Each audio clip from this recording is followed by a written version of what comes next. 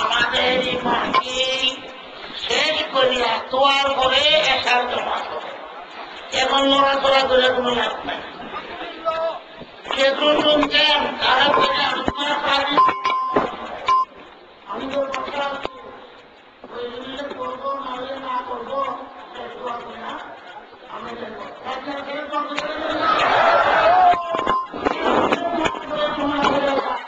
এখন তারা তারা যাচ্ছেন যেভাবে আগে আমরাও শৃঙ্খলা করবেন না। আপনারা সম্পূর্ণ আছে আল্লাহ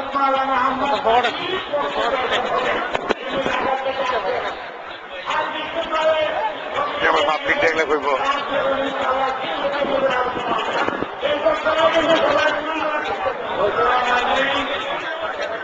এখন আপনাদের সামনে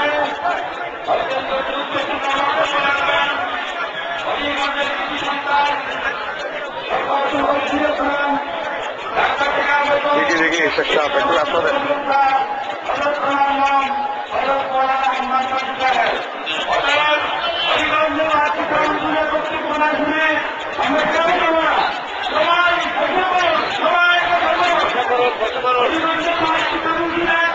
অত্যন্ত গুরুত্বপূর্ণ পরিবর্তন রাখবেন।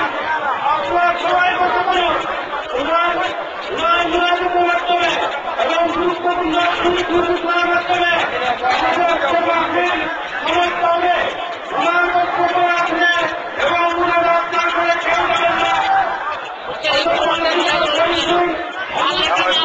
আপনার সবাই বক্তব্য করুন এরপরে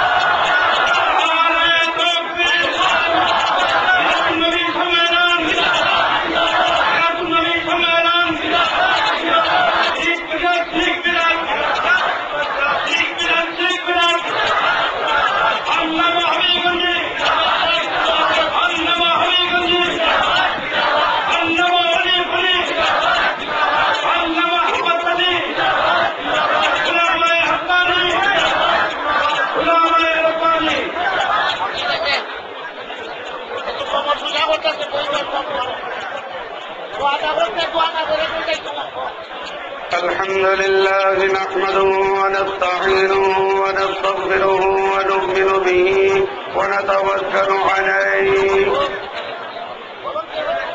ونعوذ بالله من شرور أنفسنا ومن سيئات أعمالنا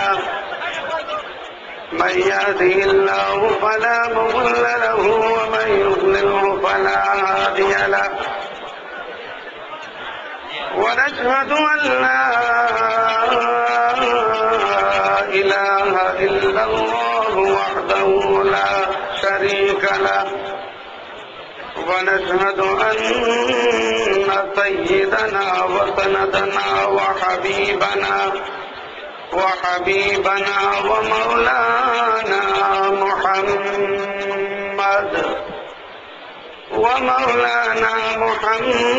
محمدا عبده ورسوله صلى الله تعالى عليه وعلى آله وأصحابه وأزواجه وأهل بيته وسلم تسليما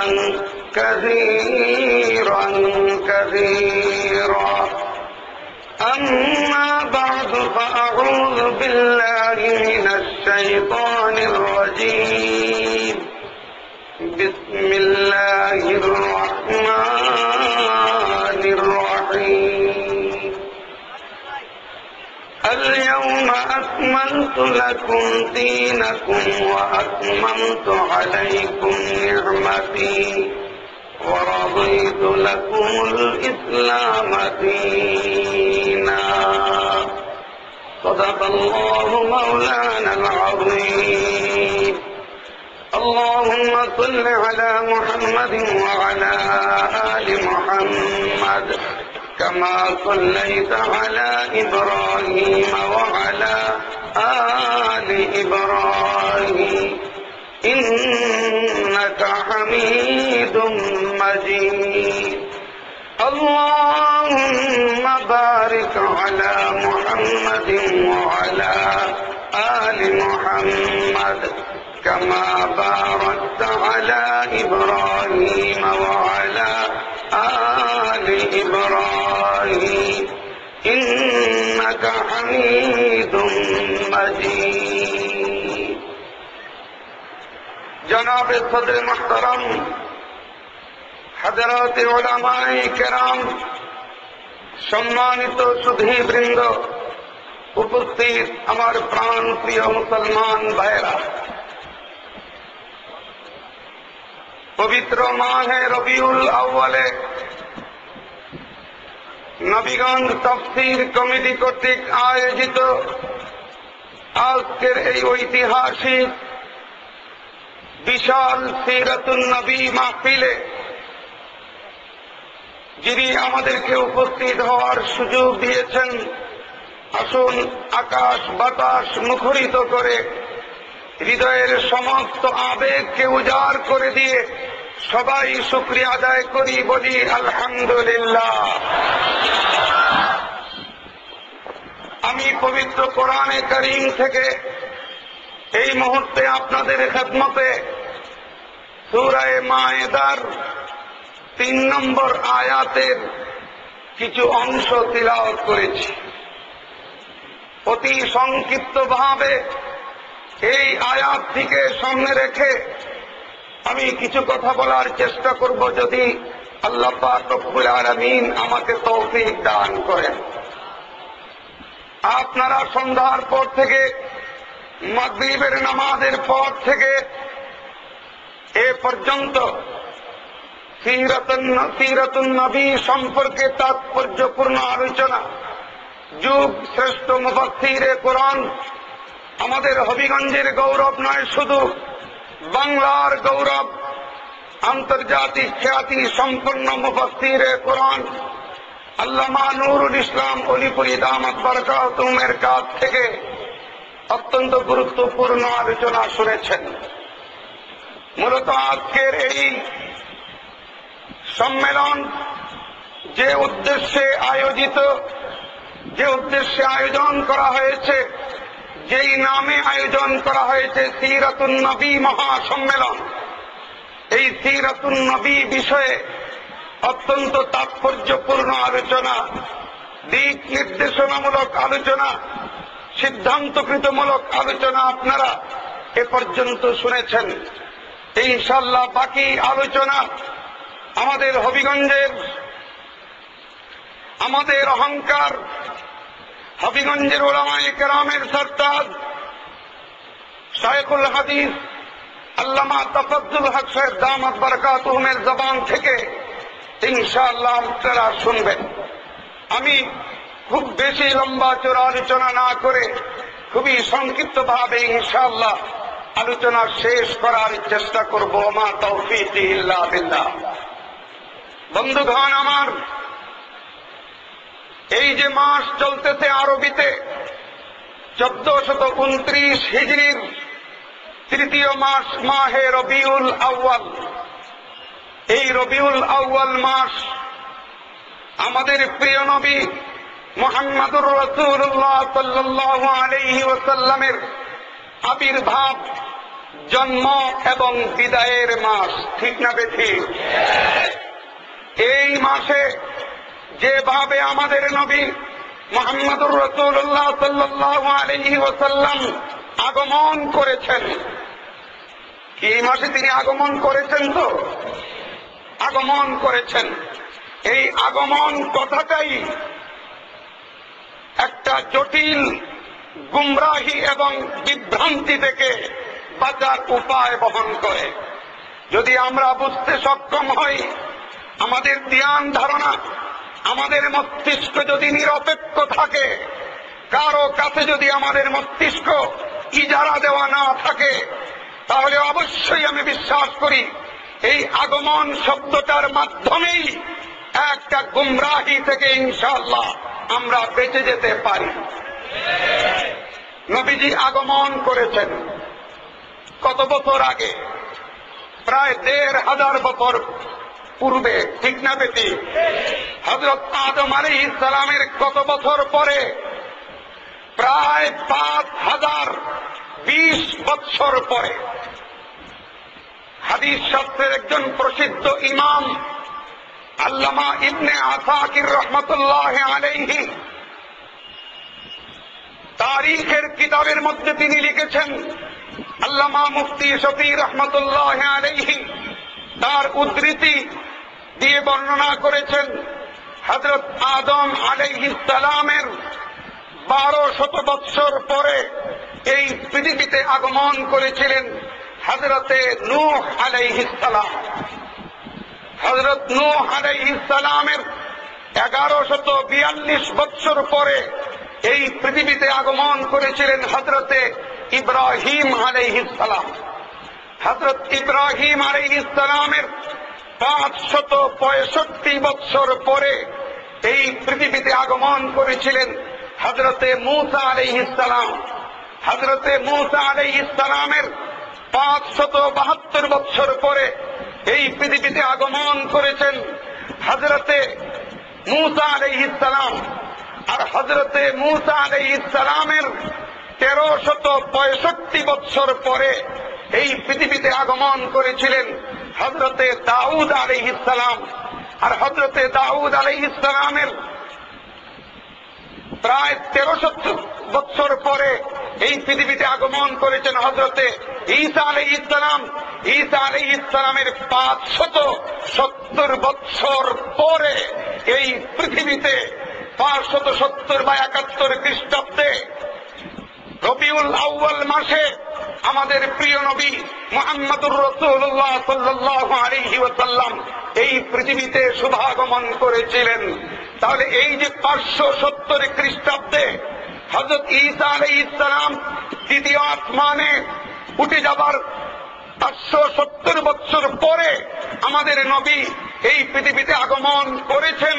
এতে প্রমাণ হয় ঈসা আলাইহিস সালামের সময়ে আমাদের নবী মুহাম্মদুর রাসূলুল্লাহ সাল্লাল্লাহু আলাইহি ওয়াসাল্লাম এই পৃথিবীতে ছিলেন না, ঠিক না বেঠি? হযরত দাউদ আলাইহিস সালামের সময়ে আমাদের নবী এই পৃথিবীতে ছিলেন না, এই কথা ঠিক না বেঠি? হযরত মূসা আলাইহিস সালামের সময়ে আমাদের নবী পৃথিবীতে ছিলেন না, এ কথাই ঠিক। ইব্রাহিম আলাইহিস সালামের সময়ে আমাদের নবী এই পৃথিবীতে ছিলেন না, এই কথাই ঠিক। যদি বলেন ঠিক কিনা? তিনি ছিলেন না, তিনি এসেছেন হযরত ঈসা আলাইহিস সালামের ৫৭০ বৎসর পরে আগমন করেছেন। নবীর বেলায় আগমন আছে, বিদায়ও আছে। নবীজি ৫৩ বছর তিনি মক্কায় অবস্থান করেছেন। এই ৫৩ বছরের ভিতরে ২ বার তিনি সিরিয়া ভ্রমণ করেছেন।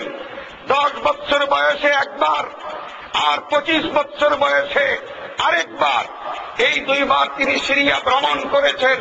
সিরিয়া গেছেন, সিরিয়া থেকে আবার মক্কায় আসছেন। ৫৩ বছর বয়সে মদিনায় গেছেন।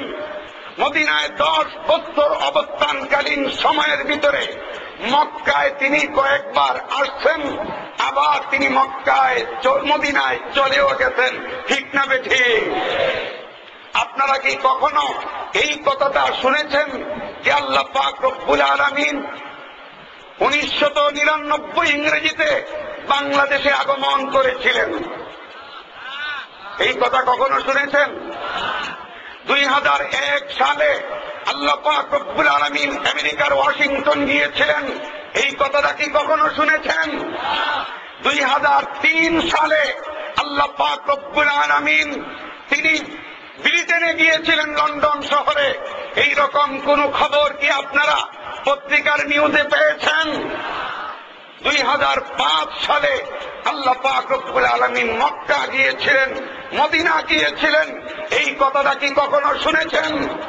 ২০০৭ সালে বাগদাদ গিয়েছিলেন, ইরাক গিয়েছিলেন, এই কথাটা কখনো শুনেছেন? কেন শুনেন নাই?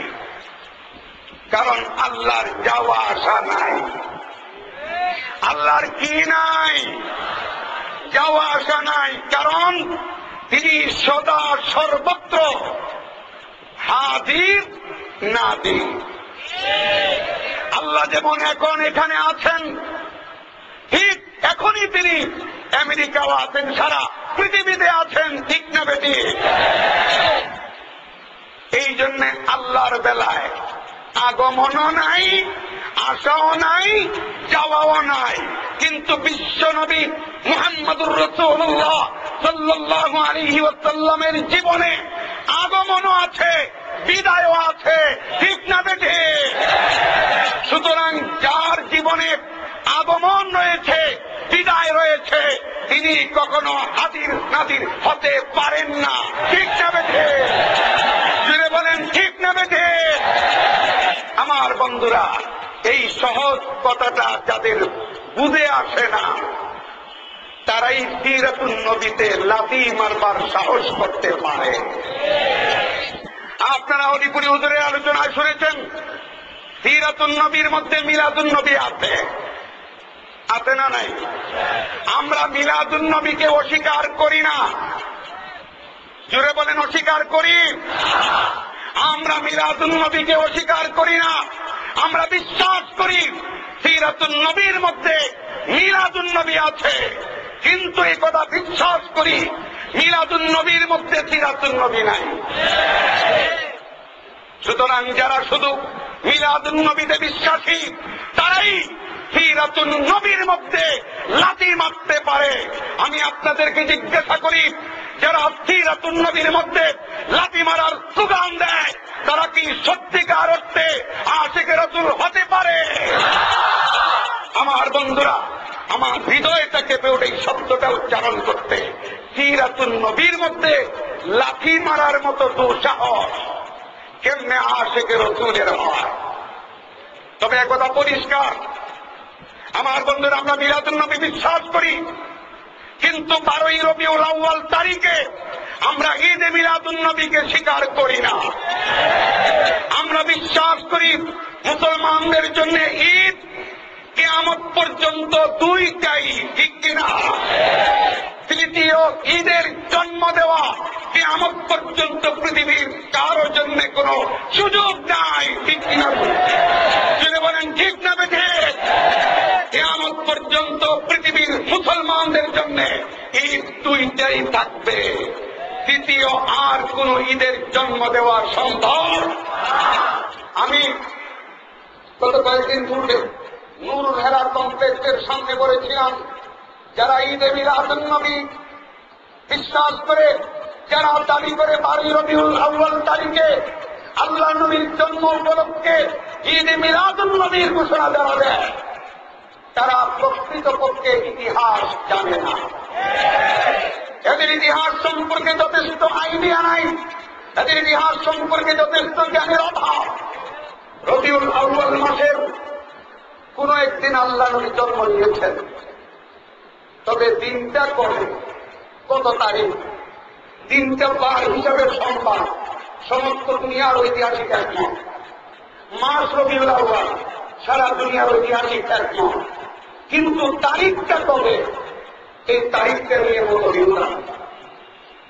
ওই হুজুরের বয়ানে আপনারা এই কথাটা পেয়েছেন। কেউ বলে 8 তারিখ, কেউ বলে 9 তারিখ, কেউ বলে 10, কেউ 11, কেউ 12।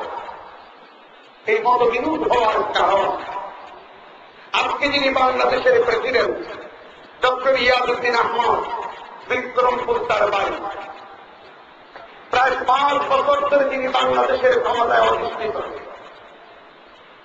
প্রেসিডেন্ট পদে তিনি অধিষ্ঠিত।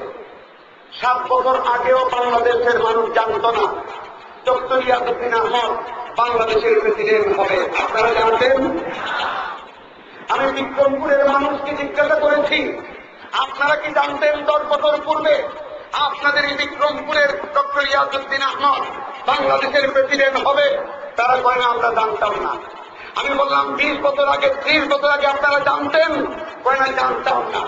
আসলে জানার কথাও নয়, অন্য মানুষ জানবে দূরের কথা, ডক্টর ইয়াজউদ্দিন আহমদের মা বাবাও জানত না তাদের এই সন্তান এই ইয়াদুদ্দিন একদিন বাংলাদেশের প্রেসিডেন্ট হবে জানত না, ঠিক না বেশি? যুক্তিসঙ্গত জানার কথাও নয়।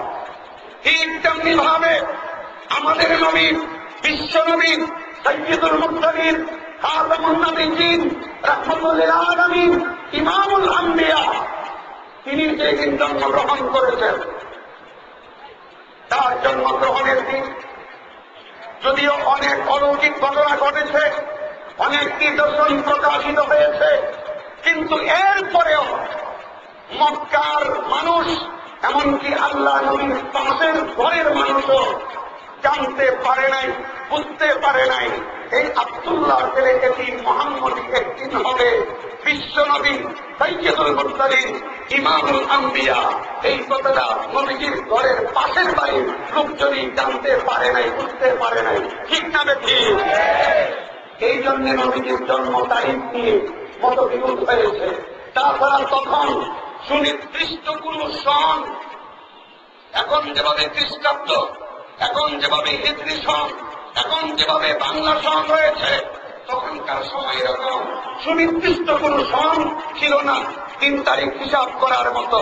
তখনকার সময়ে জন্মোৎসব পালন করার কোন রেওয়াজও ছিল না মক্কায়, যেই কারণে জন্ম তারিখ সংরক্ষিত হয় নাই। পরবর্তীতে ঐতিহাসিকেরা বর্তমান তারিখের সাথে মিলাইয়া পিছনের তারিখ বের করার চেষ্টা করেছেন। বের করতে গিয়ে একদম ঐতিহাসিকের কাছে ধরা পড়েছে রবিউল আউয়াল মাসের 12 তারিখ সোমবার পড়ে না, 9 তারিখ পড়ে। একদম ঐতিহাসিকের হিসাবে মিলেছে যে রবিউল আউয়াল মাসের 12 তারিখ সোমবার মিলে না, 10 তারিখ সোমবার মিলে, 11 তারিখ সোমবার মিলে। এইভাবে সোমবারকে সিলাইতে গিয়া, সোমবারকে ঠিক রাখতে গিয়া, রবিউল আউয়াল মাসকে ঠিক রাখতে গিয়া ঐতিহাসিকদের মধ্যে নবীজির জন্ম তারিখ নিয়ে মতবিরোধ হয়েছে। কিন্তু আল্লাহর নবীর মৃত্যু তারিখ নিয়ে কোন মতবিরোধ নাই। কোন মতবিরোধ কেন নাই? আমার বন্ধুরা, যেই দিন আল্লাহ নবী দুনিয়া থেকে বিদায় নিয়েছেন, সেই দিন পৃথিবীর মানুষের পাশাপাশি আল্লাহর নবীর প্রায় 1.5 লক্ষ সাহাবী এই পৃথিবীতে জীবিত ছিলেন। কত লক্ষ সাহাবী?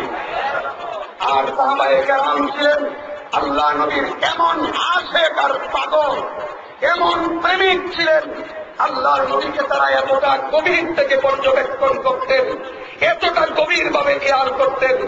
আমি প্রায় এই কথাটা বলে থাকি যে সাহাবায়ে কেরামের কাছে যদি প্রশ্ন করা হয় যে আল্লাহর নবীর মাথার কয়টা চুল, কয়টা দাড়ি সাদা হয়েছিল, তার হিসাব পর্যন্ত সাহাবায়ে কেরাম দিতে পারতেন। কিন্তু আপনি যদি আজকে বাড়িতে গিয়ে পরীক্ষা করেন, আপনার সবচেয়ে প্রিয়তমা স্ত্রীকে যদি জিজ্ঞাসা করেন, বলো তো দেখি তোমাকে নিয়ে 50 বছর ধরে দাম্পত্য জীবন করে আসতেছি, 40 বছর ধরে দাম্পত্য জীবন করে আসতেছি, বলো তো দেখি আমার মাথার কয়টা চুল সাদা হয়েছে, কয়টা দাড়ি সাদা হয়েছে? আমার মনে হয় শতকরা 100 জনের 100 জনই জবাব পাওয়া থেকে বঞ্চিত হবেন, কোন জবাব পাবেন না। কিন্তু সাহাবায়ে কেরামের কাছে এই প্রশ্ন করলে সাহাবায়ে কেরাম এই জবাব পর্যন্ত দিতে পারতেন। সিরাতে আম্বিয়া নামক কিতাবের মধ্যে রয়েছে, হযরতে আনাস রাদিয়াল্লাহু তাআলা আনহু থেকে বর্ণিত, রাসূল পাক সাল্লাল্লাহু আলাইহি ওয়াসাল্লামের মাথা মুবারকের 21টা চুল আর 17টা দাড়ি। কয়টা চুল দাড়ি? 21টা চুল আর 17টা দাড়ি নবীজির সাদা হয়েছিল। চুল দাড়ি সাদা হওয়ার হিসাব যে সাহাবায়ে কেরামের কাছে থাকতে পারে, সেই ধরনের 1.5 লক্ষ সাহাবী পৃথিবীতে থাকা অবস্থায় আল্লাহর নবীর মৃত্যু তারিখ নিয়ে মতবিরোধ হওয়ার কোন যুক্তি থাকে না, ঠিক না বেটি? এই জন্য নবীজির জন্ম তারিখ নিয়ে মতবিরোধ আছে, মত পার্থক্য আছে, কিন্তু মৃত্যু তারিখ নিয়ে কোন মত পার্থক্য নাই। সুতরাং যেই তারিখে নবীজির জন্ম নিশ্চিত নয়, অথচ মৃত্যু নিশ্চিত, সেই তারিখে সত্যিকারের কোন আশেকে রাসূল কখনোই শুধু একতরফা ভাবে নবীজির জন্ম উপলক্ষে আনন্দ প্রকাশ করতে পারে না। জুড়ে বলেন ঠিক না বেঠিক? আমি হবিগঞ্জেও বলেছিলাম যে সন্তান তার বাবার জন্ম দেখারই সুযোগ নাই। আপনাদের এলাকায় এমন কোন আশেকে রাসূল আছে কি যে বাবার জন্ম দেখতে, বাবার বিয়ে খাইতে পারে এরকম সুযোগ আছে? এবং এরকম ঘটনা ঘটেও। বাবা দ্বিতীয় বিয়ে করলে সন্তান বাবার বিয়ের বরযাত্রী হয়, এরকম অনেক ঘটনা আছে। কিন্তু বাবার জন্ম দেখতে এইরকম কোন অবাঞ্ছিত সন্তান আমার মনে হয় পৃথিবীতে থাকার কোন সম্ভাবনা নাই। কিন্তু বাবার মৃত্যু দেখেছে এইরকম সম্ভাবনা আছে না নাই? সন্তানের আগে যদি বাবা মৃত্যুবরণ করেন তাহলে বাবার মৃত্যুটা সন্তানের দেখার ব্যবস্থা আছে না নাই? আছে। তাহলে একজন সন্তানের অন্তরে বাবার জন্মটা বেশি প্রভাব ফেলে, রেখাপাত করে, নাকি মৃত্যুটা বেশি প্রভাব বিস্তার করে? মৃত্যু বেশি প্রভাব বিস্তার করে। তার কারণ জন্ম তো দেখারই ব্যবস্থা নাই। আমাদের নবী মুহাম্মদুর রাসূলুল্লাহ সাল্লাল্লাহু আলাইহি ওয়াসাল্লাম যখন এই পৃথিবীতে শুভাগমন করেছেন তখন আমরা তার খবর পাই না, পরে পাইছি। কিন্তু যখন তিনি দুনিয়া থেকে বিদায় হয়েছেন তখন তার মৃত্যু আমরা 1.5 লক্ষ সাহাবায়ে কেরামের বর্ণনার মাধ্যমে পেয়েছি। ঠিক না বেঠে? এই জন্য সত্যিকারের আশেকে রাসূলের কাছে নবীজির জন্ম অবশ্যই আনন্দদায়ক, অবশ্যই খুশির বিষয়, কিন্তু তার চাইতে লক্ষ কোটি গুণে বেদনাদায়ক হল নবীজির বিদায়। নবীজির অনুপস্থিতির বেদনা, এটা উম্মতের অন্তরে আরো বেশি বেদনাদায়ক। সেই জন্য 12ই রবিউল আউয়াল মাসের 12 তারিখ নবীজি আগমন এই পৃথিবীতে করেছেন কিনা ঐতিহাসিকেরা একমত হতে পারেন নাই। কিন্তু এই তারিখে নবীজির বিদায় হয়েছে এই ব্যাপারে কারো মধ্যে কোনো দ্বিমত নাই। সুতরাং অন্তত এই তারিখে কোন সত্যিকারের মুসলমানের জন্য ঈদে মিলাদুন নবী পালন করার কোন সুযোগ নাই। ঠিক না বেঠে? আমার বন্ধুরা, নবীজির বিরহ ব্যথা, নবীজির অনুপস্থিতির মর্ম যাতনা কি যে ছিল সাহাবায়ে কেরামের মধ্যে, আমি একটা ঘটনার মাধ্যমে বিষয়টা একটু বুঝাবার চেষ্টা করি। আমার বন্ধুরা, হযরত আবু বকর রাদিয়াল্লাহু তাআলা আমলে হযরত উমর একদিন রাস্তা দিয়ে যাচ্ছেন, যাওয়ার পথে সামনে দেখলেন হযরত উসমান বসে আছেন। সালাম দিলেন হযরত উমর উসমানকে। একবার সালাম দিলেন, কোন জবাব পাওয়া যায় নাই। আরেকবার সালাম দিলেন, জবাব পাওয়া যায় নাই। আরেকবার সালাম দিলেন। 3 বার সালাম দেওয়ার পরে যখন হযরত উমর কোন জবাব পান নাই তখন হযরত উমর সরাসরি চলে আসলেন হযরত আবু বকর রাদিয়াল্লাহু তাআলার সামনে। এসে তিনি হযরত উসমানের বিরুদ্ধে নালিশ করে বললেন, হে আবু বকর, হে খলিফাতুল মুসলিমিন, আমি উসমানকে সালাম দিয়েছি 3 বার, কিন্তু একবারও সালামের জবাব পাই নাই। কেন উসমান আমাকে সালামের জবাব দিলেন না? আমি তার কারণ জানতে চাই। সালামের জবাব না পাওয়ার মতো এমন অপরাধ আমি কি করেছি আমি জানতে চাই। সাথে সাথে হযরত আবু বকর ডাকলেন হযরত উসমানকে। উসমানকে দেখে জিজ্ঞাসা করলেন, হে উসমান, তোমাকে উমর সালাম দিল, তুমি সালামের জবাব দাও নাই কেন? হযরত উসমান জবাব দিলেন, মা সাল্লামানি, কই উমর তো আমাকে কোনো সালাম দেয় না। হযরত আবু বকর হযরত উমরের দিকে তাকাইলেন, হে উমর, তুমি বলতেছো সালাম দিচ্ছ, আর উসমান বলতেছে সালাম পায় নাই, ঘটনা কি? তখন হযরতে উমরে ফারুক রাদিয়াল্লাহু তাআলা বললেন, ওয়াল্লাহি সাল্লামতু, আল্লাহর কসম আমি উসমানকে সালাম দিয়েছি।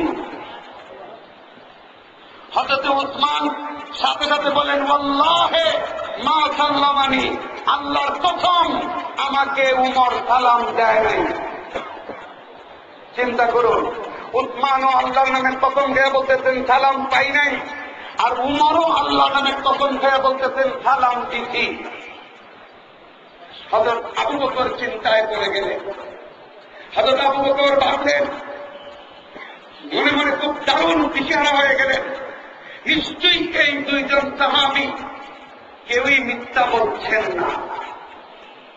মিথ্যা বলতে পারেন কেউ? অবশ্যই দুইজনই সত্যবাদী। কিন্তু এরপরেও উমর বলতেছেন প্রথম গায়ে সালাম দিচ্ছি, উসমান প্রথম গায়ে বলতেছে সালাম পাই নাই। একজনের সালাম দিচ্ছি বলতেছে, আরেকজনে পাই নাই বলতেছে। এইরকম তারতম্য হচ্ছে কেন?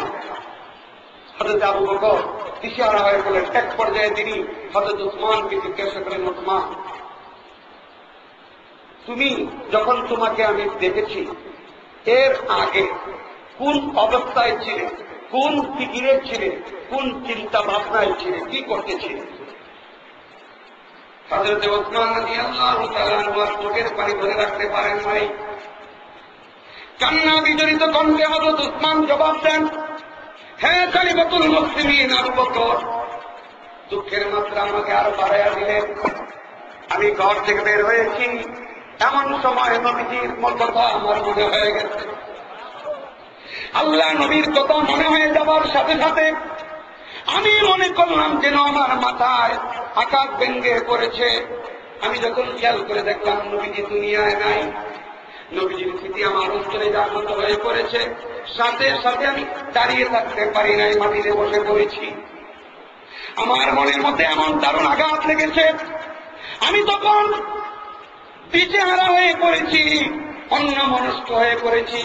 শুধু নবীজির স্মৃতি নিয়ে আমি ভাবতেছিলাম। হযরত আবু বকর রাদিয়াল্লাহু তাআলা আনহু আর বুঝবার বাকি নাই যে আসলে ঘটনা এখানে ঘটেছে। হযরত উসমান নবীজির অনুপস্থিতির কথা, নবীজির স্মৃতির কথা মনে জাগ্রত হওয়ার কারণে তিনি আর দাঁড়িয়ে থাকতে পারেন নাই, অন্যমনস্ক হয়ে পড়েছেন। নবীজির মর্মব্যথায়, নবীজির বিরহ ব্যথায় তিনি একবারে অস্থির হয়ে পড়েছিলেন।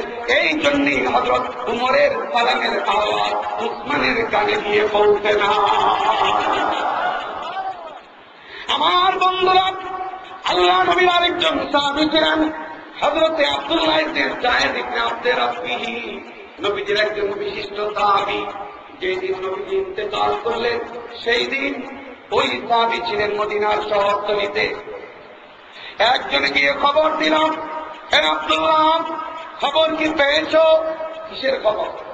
বলে আল্লাহ নবী দুনিয়া থেকে বিদায় হয়ে গেছেন। কথাটা শোনার সাথে সাথে ওই আব্দুল্লাহ ইবনে যায়েদ ইবনে আব্দে রাব্বিহি এত বিচলিত হয়ে বললেন, নবীজি নাই। গোটা দুনিয়াটা যেন তার সামনে অন্ধকার হয়ে গেল। তখন সাথে সাথে আকাশের দিকে তাকিয়ে চিৎকার করে করে আল্লাহর দরবারে ডেকে ডেকে বলতে লাগলেন, হে রব্বুল আলামিন, যেই চোখ দিয়ে আল্লাহর নবীকে এতদিন পর্যন্ত দেখে আসছি, যেই কান দিয়ে আল্লাহ নবীর কথা শুনে আসতেছিলাম, সেই নবী যদি দুনিয়ায় না থাকে, এই চোখ দিয়ে আর কার চেহারা দেখবো? এই কান দিয়ে আর কার কথা শুনবো? সুতরাং এই চোখের আর দরকার নাই, এই শ্রবণ শক্তির আর দরকার নাই। আল্লাহ, জন্মের মতো তুমি আমাকে অন্ধ করে দাও, আমাকে বধির করে দাও। এমন আবেগের সাথে আল্লাহর দরবারে তিনি দোয়া করেছিলেন, যে দোয়ার কারণে সাথে সাথে তিনি অন্ধ এবং বধির হয়ে গিয়েছিলেন। আমার প্রাণের বাইরা, নবীজির ইন্তেকালের পর হযরতে বেলাল রাদিয়াল্লাহু তাআলা মসজিদে নববীর মুয়াজ্জিনের পদ ছেড়ে দিলেন, আযান দেওয়ার দায়িত্ব ছেড়ে দিলেন। আর তিনি আযান দেন না। সাহাবায়ে কেরাম অনুরোধ করেন, ও বেলাল, কেন তুমি আযান দাও না? তুমি আযান দাও। বেলাল বলেন, আমি আযান দিতে পারবো না। কেন পারবা না?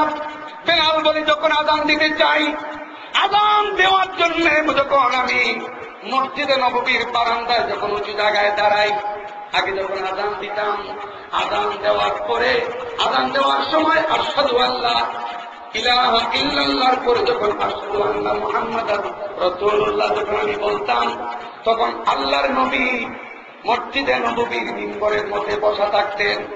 আমি আশহাদু আন্না মুহাম্মাদুর রাসূলুল্লাহ বলার সাথে সাথে আমার চোখটা পড়ে যেত মিম্বরের উপরে। সেখানে আমি নবীজিকে বসা দেখতাম, নবীজিকে দেখে দেখে আমি সালাম দিতাম, এই আযান দিতাম। কিন্তু এখন যখন আমি আযান দিতে দাঁড়াই, আশহাদু আন্না মুহাম্মাদুর রাসূলুল্লাহ যখন আমি বলি, তখন মিম্বরের মধ্যে তাকায়া দেখি আল্লাহর নবী নাই। এই কষ্টটা আমার সহ্য হয় না, এই জন্য এই মুহূর্তে আমার পক্ষে আযান দেওয়া সম্ভব নয়। এইরকম ছিল নবীজির অনুপস্থিতির মর্ম ব্যথা সাহাবায়ে কেরামের অন্তরে। যখনই সাহাবায়ে কেরামের স্মরণ হয়ে যেত আল্লাহর নবী দুনিয়ায় নাই, কোন আনন্দ মিছিল বের করা দূরের কথা, যজ্ঞের জুলুস বের করা দূরের কথা, সাহাবায়ে কেরামের স্বাভাবিক অবস্থাই ঠিক থাকতো না। অবশ্যই আপনারা জানেন আল্লাহ নবীর ইন্তেকালের দিন হযরতে ওমর ফারুক রাদিয়াল্লাহু তাআলার অবস্থাটা কিরকম হয়েছিল জানেন না আপনারা? নবীজির ইন্তেকালের খবর পেয়ে হযরত ওমর ফারুক রাদিয়াল্লাহু তাআলা আনহু হাতে তরবারি নিয়ে মসজিদে নববীর বারান্দায় এসে দাঁড়িয়ে বলতেছিলেন, যে বলবে মাইয়াকুলু মাতা মুহাম্মদ, যে ব্যক্তি বলবে মুহাম্মদ সাল্লাল্লাহু আলাইহি সাল্লাম মারা গেছেন, তার মাথা উড়ায় আমি দেব। হযরত ওমরের রক্ত চক্ষু দেখে সমস্ত সাহাবায়ে কেরাম ভয়ে ভীত শঙ্কিত হয়ে গিয়েছিলেন, বিচলিত হয়ে পড়েছিলেন। এমত অবস্থায় হযরতে আবু বকর রাদিয়াল্লাহু তাআলা মদিনা থেকে একটু দূরে ছিলেন, দৌড়ে আসলেন তিনি মদিনায়। এসে যখন এই অবস্থা দেখলেন, হযরত উমরের ভয়ে সবাই বিচলিত। উমরের সামনে দাঁড়িয়ে কেউ কিছু বলবে এই সাহস কারো হচ্ছে না। এমত অবস্থায় হযরতে আবু বকর রাদিয়াল্লাহু তাআলা আনহু মসজিদে নববীর এক কোণায় দাঁড়িয়ে তিনি বক্তব্য দিতে শুরু করলেন। আর তার বক্তব্যের সাথে সাথে দেখা গেল সমস্ত মুসলমানেরা সাহাবায়ে কেরাম হযরত আবু বকরের সামনে চলে গেলেন। তখন হযরত আবু বকর রাদিয়াল্লাহু তাআলা আনহু পবিত্র কোরআনের সূরা আলে ইমরানের আয়াত ওমা মুহাম্মাদুন ইল্লা রাসূল কাদ খালাত মিন ক্বাবলিহির রুসুল, এই আয়াত তিলাওয়াত করে বক্তব্য দিতে যখন শুরু করলেন, এক পর্যায়ে তিনি বলতে লাগলেন, যেই ব্যক্তি মুহাম্মদ সাল্লাল্লাহু আলাইহি ওয়াসাল্লামের ইবাদত করে সে যেন ভালো করে জেনে নেয় মুহাম্মদ সাল্লাল্লাহু আলাইহি ওয়াসাল্লাম মৃত্যুবরণ করেছেন। আর যে ব্যক্তি আল্লাহর ইবাদত করে সে যেন জেনে রাখে আল্লাহ চিরঞ্জীব, হাইয়ুন কাইয়্যুম, তার মৃত্যু নাই। সুতরাং মুহাম্মদ সাল্লাল্লাহু আলাইহি ওয়াসাল্লাম অবশ্যই তিনি অন্যান্য নবীদের মতো মৃত্যুবরণ করবেন। সুতরাং তার মৃত্যুর উপরে ধর্ম কর্ম ছেড়ে দেবার কোন সুযোগ। হযরত আবু বকর রাদিয়াল্লাহু তাআলা বিশ্বাস করতেন আল্লাহর নবীর মৃত্যু হইছে। জুড়ে বলেন ঠিক না ঠিক? আর আমাদের সমাজে যারা ঈদে মিলাদুন নবী পালন করে তাদের বক্তব্য হলো নবী মরেন নাই। তাদের বক্তব্য নবী মরেন নাই। কিন্তু আমাদের বিশ্বাস আহলে সুন্নাত ওয়াল জামাতের আকীদা আল্লাহ নবী মৃত্যুবরণ করেছেন, তবে কবরে তিনি হায়াতুন নবী, অবশ্যই তিনি কবরে হায়াতুন নবী। এই ব্যাপারে আমাদের কোনো দ্বিমত নাই। কিন্তু ইন্তেকাল দুনিয়া থেকে ট্রান্সফার হয়ে দুনিয়া থেকে স্থানান্তরিত হয়ে তিনি কবর দিয়ে জগতে গিয়েছেন, এটা অস্বীকার যদি কেউ করে সত্যিকারের মুমিন নয়, মুসলমান নয়। ঠিক না বেঠিক আমার বন্ধুরা? সুতরাং যারা ঈদে মিলাদুন নবী পালন করেন তাদের ব্যাপারেও আমাদের আমরা গালি দিতে পারি না। গালি দেওয়া আমাদের আতিদায়কেরা আমাদেরকে শিক্ষা দেন নাই। আমাদের মুরব্বীরা আমাদেরকে গালি দিতে শিক্ষা দেন নাই। আমরা বিশ্বাস করি গালি দেওয়া কোনো ভালো মানুষের কাজ। আমাদেরকে যদি কেউ গালি দেয় তাহলে কুকুরের কাজ কুকুর করেছে, কামড় দিয়েছে পায়। এই নবীগঞ্জের কোন কুকুর কোন মানুষের পায়ে কামড় দিতেই পারে, ঠিক না বেঠে? তাই বলে সভ্য কোন মানুষের পক্ষে পাল্টা সেই কুকুরের পায়ে কামড় দেওয়া কি সম্ভব? সুতরাং আমরা কাউকে গালি দিতে বিশ্বাসী নই। গালি দেওয়া আমাদের বৈশিষ্ট্য নয়, গালি দেওয়া আমাদের চরিত্র নয়, আমাদের আকাবিরদের মুরব্বীদের আদর্শ নয়। আমরাও গালি দিব না, কিন্তু দোয়া করব, আহ্বান আহ্বান করব হেদায়েতের পথে আসার জন্য, সত্যিকারের কোরআনের সত্যিকারের জ্ঞান অর্জন করার জন্য, সত্যিকারের নবীর আদর্শ গ্রহণ করার দাওয়াত দেওয়া ছাড়া আমাদের বিকল্প আর কোনো ব্যবস্থা নাই। কিন্তু একটা কথা আমাকে বলতেই হবে, ঈদে মিলাদুন নবী কেউ পালন করুক, কিন্তু তাই বলে সিরাতুন নবীর মধ্যে লাথি মারার মতো অসভ্য আপত্তিকর স্লোগান দিবে। আমি বলতে চাই, আগামী ভবিষ্যতে যদি এই হবিগঞ্জের মাটিতে পবিত্র সিরাতুন নবীর উপরে এইরকম আপত্তিকর যদি স্লোগান কাউকে আমরা দিতে দেখি, কাউকে যদি আগামী ভবিষ্যতে হবিগঞ্জের মাটিতে যদি এইরকম আপত্তিকর স্লোগান আমরা দিতে দেখি, তাহলে টিপ্পার টেনে বের করে দেব।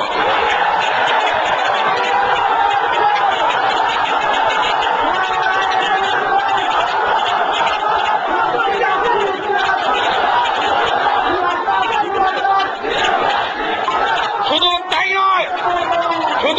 নয়, আজকে হযরত অলিপুরী দামাত বরকাতুহুমের ১.৫ ঘন্টার বয়ানের মধ্যে আপনারা কি কাউকে গালি দিতে শুনেছেন? কারো নাম ধরে কটাক্ষ করতে শুনেছেন? ইনশাআল্লাহ আমি চ্যালেঞ্জ করে বলতে পারি, হবিগঞ্জের আমাদের গৌরব শাইখুল হাদিস আল্লামা তাফাজ্জুল হক সাহেবেরও অতীতে আপনারা বয়ান শুনেছেন, তাফসীর শুনেছেন, আজকেও শুনবেন। কাউকে গালি দিতে কখনো শুনেছেন? কারো নাম ধরে কটাক্ষ করতে শুনেছেন? কিন্তু আমরা জানতে পেরেছি শুধু এক জায়গায় নয়, এই নবীগঞ্জের হাই স্কুল মাঠেও কিছুদিন পূর্বে আমরা শুনেছি অলিপুরীর নাম ধরে, মুহাদ্দিস সাহেবের নাম ধরে গালাগালি করা হয়েছে। ঠিক না বেঠে?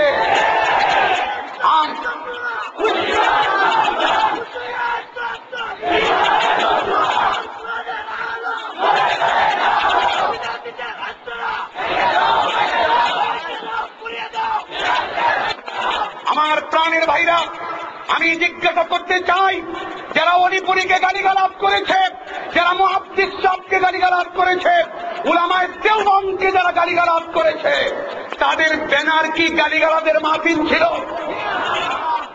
তারা মিলাদুন নবীর ব্যানারে ওয়াজ মাহফিলের নামে গালিগালাজ করার অধিকার কোত্থেকে পায়? এই সাহস তাদের কেমনে হয়? আমি প্রশাসনের কাছে দাবি করতে চাই, আগামী ভবিষ্যতে যদি এই হবিগঞ্জের মাটিতে উলামায়ে কেরামের নামে, অলিপুরীর নামে, মুহাদ্দিস সাহেবের নামে যদি কাউকে গালি দিতে দেখি, হবিগঞ্জের মাটি তার জন্য অবাঞ্ছিত ঘোষণা করবে।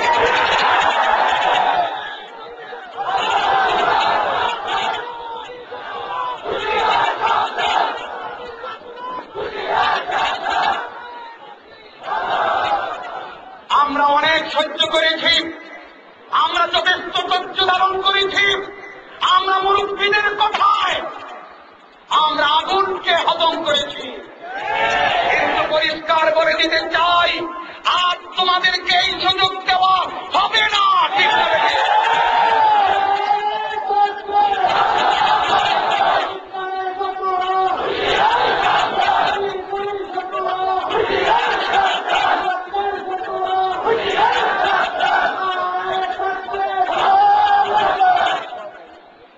সুতরাং আমি হবিগঞ্জের সন্তান হিসাবে আপনাদের কাছে আকুল আহ্বান রেখে যেতে চাই, যদি কেউ নবীগঞ্জের মাটিতে পুনরায় যদি উলামায়ে দেওবন্দের কারণ আমি যদি গালিগালাজ করে, পাল্টা আক্রমণ তাদের উপরে হবে।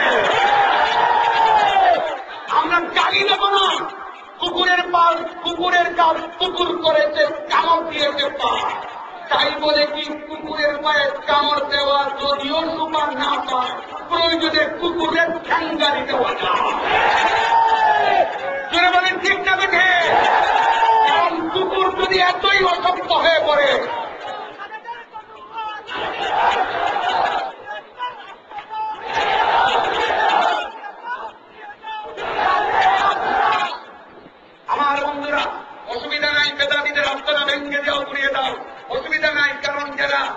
যারা বেদাত করে তারা তো কয় না আমরা বেদাত করি, সুতরাং তাদের গায়ে আগুন লাগবার কথা না। এরপরেও যদি কয় আমাদেরকে গালি দিতে, আমাদের আস্তানা ঘুরিয়ে দিতে বলেছে, তাহলে তো থরের বিড়াল বেরিয়ে যাবে। বলেন ঠিক না? দেখে আমরা বেদাতীদের আস্তানা ঘুরিয়ে দিতে চেয়েছি, আমরা ব্যক্তি কারো নাম ধরে এখানে কিছু বলি না, ঠিক না? দেখে সুতরাং বেদাতীদের আস্তানা ভেঙে দিতে গিয়ে যদি কেউ মনে করে আমাদেরকে বলা হয়েছে, তাহলে সত্যিকারের বেদাতি যদি কেউ দাবি করে আমি বেদাতি, তাহলে তাও রক্ষা নয়। কারণ বেদাত এটা শুধু কারো অপরাধ না, অপরাধ না। আল্লামা ইমাম মালিক রাহমাতুল্লাহ আলাইহি বলেছেন, মান ইবতাদা ফিল ইসলামি বিদআতান, যে ব্যক্তি ইসলাম ধর্মে কোন এমন কোন ইবাদতের নামে নতুন কোন কাজ যদি চালু করে, ইয়ারাহা হাসানাতান, যদি মনে করে এই কাজটা সওয়াবের কাজ, ফাকাদ জাআমা আন্না মুহাম্মাদান খানার রিসালাতা, যদি সেজন্য মনে করলো মুহাম্মদ সাল্লাল্লাহু আলাইহি ওয়াসাল্লাম তার রিসালাতের দায়িত্ব ঠিকমতো পালন করেন না। জোরে বলেন নাউযুবিল্লাহ। আল্লাহ নবী তার রিসালাতের দায়িত্ব ঠিকমতো পালন করেছিলেন কিনা? আজকে যে আয়াতটি আমি আপনাদের সামনে তিলাওয়াত করেছি, বিদায় হজ্জের বাসনে, বিদায় হচ্ছে আল্লাহ নবী 1.5 লক্ষ সাহাবীদেরকে সামনে নিয়ে যখন বলেছিলেন, আলা হাল বাল্লাগতু, আলা হাল বাল্লাগতু, আলা হাল বাল্লাগতু, আমি কি তোমাদের কাছে আমার রিসালাতের কথা, আমার দায়িত্ব কি ঠিকমতো পালন করেছি? আল্লাহর পক্ষ থেকে বাণীগুলো যেগুলো আমার কাছে এসেছে, আমি কি তোমাদের কাছে তার সবকিছু পৌঁছাইছি? সাহাবায়ে কেরাম সেই দিন 1.5 লক্ষ সাহাবী একসাথে সাক্ষ্য দিয়ে বলেছিলেন, অবশ্যই আপনি আপনার রিসালাতের দায়িত্ব পালন করেছেন, ঠিক না বেশি? 1.5 লক্ষ সাহাবী সেই দিন সাক্ষী দিয়েছিলেন কিনা? তাহলে নবীজি তার দায়িত্ব পালন করেছেন, কোন সন্দেহ। কিন্তু যদি কোন বেদাতি ইসলাম ধর্মে নতুন কোন জিনিস আবিষ্কার করে ইবাদতের নামে চালাইতে চায়, তার মানে হলো ইমাম মালিক বলেছেন, দেওবন্দের কোন আলেম বলেন নাই, কোন ওয়াহাবি আলেম বলেন নাই, ইমাম মালিক মদিনার ইমাম, মদিনার মুসলমানদের নয়নের মণি হযরত ইমাম মালিক, সেই ইমাম মালিক করেছেন, ফাকাদ জাআমা আন্না মুহাম্মাদান খানার রিসালা, এই যে সেই ব্যক্তি যেন এটাই মনে করলো কাজে করবে, যেন বুঝাইয়া দিল আসলে মুহাম্মদ সাল্লাল্লাহু আলাইহি ওয়াসাল্লাম রিসালাতের দায়িত্ব যথাযথভাবে পালন করেন নাই। আমরা নবীর শানে এমন কোন আপত্তিকর কথা, নবীজির দায়িত্ব পালনে অবহেলা করেছেন, এমন কথা কাউকে বলতে দিতে চাইব না। সুতরাং যদি কেউ বলে আমি বেদাতি, বেদাতিদেরকে আমরা পারবো না। কিন্তু কেউ তো বেদাতি কয় না, এমনকি বেদাতি কইব দূরের কথা, কই বেদাত বলতেই বলে কিছু নাই, বেদাত বলতেই কিছু নাই। অথচ বেদাত বলতে যদি কিছু না থাকে, তাহলে আল্লাহ কেন বলেছেন কুল্লু বিদআতিন দালালাহ? বলছেন কিনা? নবীজি বলছেন কিনা সমস্ত বেদাত গুমরাহি? বলেছেন না বলেন নাই? অথচ যারা বেদাত করে, দাবি করে আমাদের সুন্নাত ওয়াল জামাত, তারা কয় বেদাত বলতেই বলে কিছু নাই। যে বেদাত বলতে যদি তাদের কাছে কিছু না থাকে, আমাদের সমস্যা নেই, আমরাও চাই না বেদাত সমাজে প্রচলিত হোক। আমার বন্ধুরা, বেদাত কত বড় গর্বিত অপরাধ। এক হাদিসে আল্লাহ নবী বলেছেন, মান ওয়াক্কারা সাহিবা বিদআতিন, যারা বেদাতীদেরকে সম্মান করে, বেদাতীদেরকে সালাম দেয়, বেদাতীদেরকে ভক্তি করে, আল্লাহ নবী বলেছেন ফাকাদ আহানা আলা হাদামিল ইসলাম, সেই ব্যক্তি যেন ইসলাম ধর্মকে ধ্বংস করার ব্যাপারে সাহায্য করল। বেদাতীদেরকে সম্মান করার মাধ্যমে ইসলাম ধর্মকে ধ্বংস করার সাহায্য করা হয়। সুতরাং কোন বেদাতীকে সম্মান তো দূরের কথা, সাহায্য তো দূরের কথা, কোন বেদাতীকে সম্মান করা যাবে না, ঠিক না বেঠে? সুতরাং আমি যে কথাটা বলতেছিলাম, আমার কথা শেষ করার জন্য আমি অগ্রসর হচ্ছি। পবিত্র কোরআনে কারীম থেকে সূরা মায়েদার 3 নম্বর আয়াতের কিছু অংশ যে তিলাওয়াত করেছি, এই আয়াতটুকুন আল্লাহ পাক রব্বুল আলামিন নাযিল করেছিলেন 10ম হিজরিতে, যেদিন আল্লাহর নবী সাহাবায়ে কেরামকে নিয়ে বিদায় হজ্জে আরাফার ময়দানে অবস্থান করতেছিলেন। আর যেই মুহূর্তে নবীজি জাবালে রাহমতের উপরে ছিলেন, 1.5 লক্ষ প্রায় 1.5 লক্ষ সাহাবীদেরকে নিয়ে নবীজি গুরুত্বপূর্ণ ভাষণ দিতেছিলেন। এক পর্যায়ে এই আয়াতটি নাযিল হয়েছে, আল ইয়াউমা আকমালতু লাকুম দীনাকুম ওয়া আতমামতু আলাইকুম নি'মাতি ওয়া রাদিতু লাকুমুল ইসলাম দীনা। এই আয়াতের মধ্যে 3টা সুসংবাদ আছে। আমার বন্ধুরা, এই 3টা সুসংবাদ মূলক আয়াত যখন সাহাবায়ে কেরামের মধ্যে প্রচার হয়ে গেল, 1.5 লক্ষ 1.5 লক্ষ সাহাবায়ে কেরামের মধ্যে যখন আয়াতটি প্রচারিত হইল, একজন সাহাবী খুব খুশি, তারা খুব আনন্দ উল্লাস করতেছেন, যা ইসলামের চূড়ান্ত ঘোষণা হয়ে গেছে, কোরআন নাযিল, কোরআনের বিধানমূলক আয়াত নাযিল শেষ হয়ে গেছে, আল্লাহ নিয়ামতের পরিপূর্ণতার ঘোষণা দিয়েছেন, খুব খুশি। কিন্তু আরেকজন সাহাবীকে দেখা গেল তারা খুব মর্মাহত চেহারা বলে, এমনকি কেউ কেউ কাঁদতেছেন। যারা কাঁদতেছিলেন তাদের নেতৃত্বে ছিলেন হযরত আবু বকর সিদ্দিক রাদিয়াল্লাহু তাআলা আনহু। তিনিও অত্যন্ত মর্মাহত হয়ে নীরবে এক কোণায় বসে বসে কাঁদতেছেন। তো যারা হাসতেছিলেন, আনন্দ উল্লাস করতেছিলেন, তারা যখন নবীজি এই হযরত আবু বকরের মতো সাহাবীকে যখন কাঁদতে দেখলেন, তখন তারা বললেন হযরত আবু বকরকে, হে আবু বকর, আপনি কাঁদতেছেন আর আমরা কেউ কেউ হাসতেছি, আমরা আনন্দিত উল্লাসিত, আর আপনি মর্মাহত, আপনি কান্নার কারণ কি? হযরত আবু বকর রাদিয়াল্লাহু তাআলা আনহু তিনি তখন বললেন, তোমরা হাসো, আনন্দ প্রকাশ করো, তোমাদেরকে তোমরা করো, আমাকে কাঁদতে দাও। কিন্তু তারা বলেন, না, আমাদেরকে বুঝে বলতে হবে কেন আপনি কাঁদতেছেন। হযরত আবু বকর রাদিয়াল্লাহু তাআলা আনহু তখন বলেছিলেন, ও নবীর সাহাবীরা, হে মুসলমানেরা, আমি কাঁদতেছি এই জন্যে, তোমরা যে আয়াতের সুসংবাদ পেয়ে হাসতে তো আনন্দ প্রকাশ করছো, তোমাদের এই হাসিরও যুক্তি আছে, আনন্দেরও যুক্তি আছে, কিন্তু আমি এই আয়াত নাযিলের কারণে কাঁদতেছি এই জন্যে, এই আয়াতের মধ্যে পরোক্ষভাবে আল্লাহর নবী এই দুনিয়া থেকে অচিরেই বিদায় নিয়ে চলে যাবেন তার ইঙ্গিত আছে। এই জন্য নবীজির আগাম অনুপস্থিতির কথা চিন্তা করে আমি কাঁদতেছি। যখন হযরত আবু বকর এই ব্যাখ্যা দিলেন, মুহূর্তের মধ্যে মাঠের অবস্থা পরিবর্তন হয়ে গেল। সমস্ত সাহাবায়ে কেরাম তখন শোকাহত হয়ে পড়লেন, মর্মাহত হয়ে পড়লেন, তারাও সবাই কাঁদতে শুরু করলেন, যদি নবীজি অচিরেই দুনিয়া থেকে বিদায় হয়ে যান, তাহলে আমাদের অবস্থাটা হবে কি?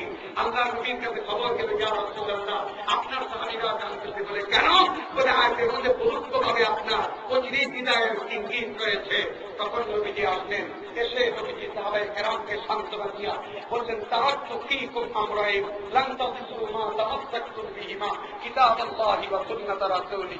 আমার বন্ধুরা, এই হাদিসের মাধ্যমে, এই বক্তব্যের মাধ্যমে আল্লাহর নবী সাহাবায়ে কেরামকে আশ্বস্ত করেছিলেন, তোমরা চিন্তিত হইও না, ঘাবড়াইও না, তোমরা কেঁদো না, বরং আমি তোমাদের জন্য 2টা জিনিস রেখে যাচ্ছি, আল্লাহর কিতাব আর সুন্নতে রাসূল। আল্লাহর কিতাব, সিরাতে রাসূল, আল্লাহর কিতাব, নবীর আদর্শ তোমাদের সামনে রেখে যাচ্ছি। লান তাদিল্লু মা তামাসসাকতুম বিহিমা, যতক্ষণ পর্যন্ত এই কোরআন এবং সুন্নাহ আঁকড়ে ধরে রাখবে, মজবুত রাখবে, ধরে রাখবে, লান তাদিল্লু, কখনোই তোমরা গোমরাহ হবে না, পথভ্রষ্ট হবে না। সুতরাং এই মুহূর্তে আমাদের সবচেয়ে বেশি প্রয়োজন কোরআন এবং সুন্নাতের রাসূলকে আঁকড়ে ধরে থাকা, ঠিক না বেঠিক? আর কোরআন এবং সুন্নাহ যদি আরে আঁকড়ে ধরে রাখতে চায়, তাহলে কোরআন সুন্নাহর কোথাও নয়। মুসলমানদের জন্য সকল ঈদের সেরা ঈদ ঈদে মিলাদুন নবীর ঈদ। এটা হাদিসের কোথাও আছে? ফিরে বলুন, আছে কোথাও? বরং বুখারী শরীফের হাদিসের মধ্যে এসেছে, হযরত ওমর ফারুক রাদিয়াল্লাহু তাআলা আনহুর কাছে এক ইহুদি এসে বলেছিল, হে ওমর, আপনাদের কোরআনে এমন একটা আয়াত নাযিল হয়েছে, যেই আয়াতের মতো কোন আয়াত যদি আমাদের তওরাতে নাযিল হইতো, ওই দিনটাকে আমরা উৎসবের দিন হিসাবে ঘোষণা করতাম। আসলে এই আয়াতটাই আল-ইয়াউমা আকমালতুর কথাই বলতেছিল সেই ইহুদিটা। তখন হযরত ওমর রাদিয়াল্লাহু তাআলা বলেছিলেন, তুমি কুরআনের কোন আয়াতের কথা বলছো সেটা আমার জানি না আমি, কিন্তু একটা কথা মনে রাখো, কুরআনের এই আয়াতই হোক না কেন, ইসলাম ধর্মে ঈদ দুইটাই, আর কোন উৎসবের দিন আর কোন ঈদের দিন আবিষ্কার করা, ঘোষণা দেওয়ার সুযোগ কিয়ামত পর্যন্ত মুসলমানদের জন্য নাই। বলেন ঠিক না বেশি? আমি আপনাদের কাছে একটা কথা বলি, আমার কথা আমি শেষ করার চেষ্টা করছি। ঈদে মিলাদুন নবীর ঈদ সকল ঈদের সেরা ঈদ। যারা এই কথাটা বলে তাদের কাছে আমি জানতে চাই, তাহলে বোঝা গেল বাকি যে দুইটা ঈদ আছে, ঈদ উল ফিতর আর ঈদ উল আযহা, এই দুইটা ঈদ হইল ছোট ঈদ। সকল ঈদের সেরা ঈদ যদি ঈদে মিলাদুন নবীর ঈদ হয়, তাহলে ঈদ উল আযহা, ঈদ উল ফিতর এগুলো হল ছোট ঈদ। আচ্ছা, ছোট ঈদে রোজা রাখাটা কি? ঈদের দিনে রোজা রাখা কি? আরো জুড়ে বলেন কি? মুসলমানদের জন্য সর্বমোট সারা বছরে কতদিন রোজা রাখা হারাম? 5 দিন। সবাই জানেন আলহামদুলিল্লাহ, 5 দিন মুসলমানদের জন্য রোজা রাখা হারাম। সারা দুনিয়ার সমস্ত আইম্মা, সমস্ত উলামায়ে কেরাম একমত, মুসলমানদের জন্য 5 দিন রোজা রাখা হারাম। এই 5টা দিন কোন কোন দিন? শাওয়াল মাসের 1ম তারিখ, যেদিন ঈদ উল ফিতর হয়। শাওয়াল মাসের 1ম তারিখ একদিন। জিলহজ্জের 10 তারিখ ঈদ উল আযহার দিন। এর পরবর্তী আরো 3 দিন। তাহলে জিলহজ মাসের 10, 11, 12, 13 আইয়ামে তাশরীকের দিনগুলি রোজা রাখা হারাম। আচ্ছা, রবিউল আউয়াল মাসের 12 তারিখের ভিতরে আছে, এই 5 দিনের মধ্যে আছে। রবিউল আউয়াল মাসের 12 তারিখ এই 5 দিনের মধ্যে নাই। তাহলে বোঝা গেল রবিউল আউয়াল মাসের কোন দিনে রোজা রাখা হারাম নয়, যে কোনো দিনে রোজা রাখা যায়। এখন যদি রবিউল আউয়াল মাসের 12 তারিখকে ঈদে মিলাদুন নবী ঈদ ঘোষণা করিয়া সকল ঈদের সেরা ঈদ ঘোষণা করা হয়, দাবি করা হয়, তা হইলে এই দিনে রোজা রাখার ব্যাপারে ফতোয়াটা কি দিতে হবে? ঈদের দিনে রোজা রাখার কোন সুযোগ নাই। ঈদের দিনে রোজা রাখার কোন সুযোগ? ঈদ আর রোজা একত্র হতে পারে না। হয় রোজা ঠিক রাখতে হবে, ঈদ বাতিল করতে হবে। আসলে ঈদ ঠিক রাখতে হবে, রোজা বাতিল করতে হবে।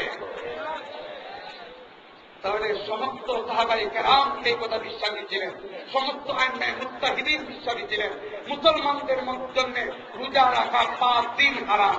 জিলহজ মাসের 4 দিন, শাওয়াল মাসের 1 দিন, রবিউল আউয়াল মাসের কোন দিন নাই।